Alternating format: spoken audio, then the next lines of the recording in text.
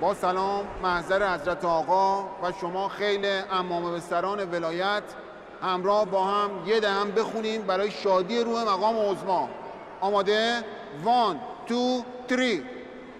ما خیار بی بخار چنبری، نون خشک و کفش پاره میخریم، در ره رانتو شیتیل و اختلاس، پاچه خاران نظام و رهبری، فیزگول عظما گشته با بیلا.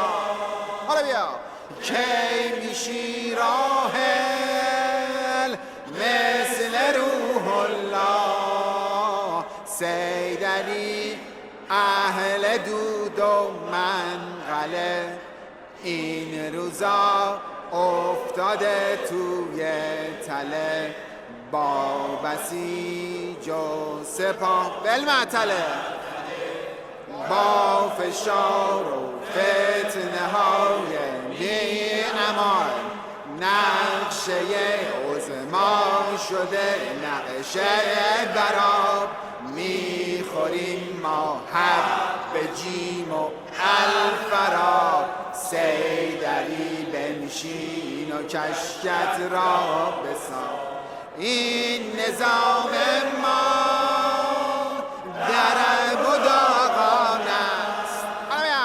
ناهار امروز هم فسن جان است، دوغ و ماست و سالاد و نوشابه، مرغا رو تف بده تو مایتابه، برجام شیخ حسن هم توش آبه، سید علی سید علی بالمعتلی، سید علی سید علی بالمعتلی، معتلی سید علی بالمعتلی.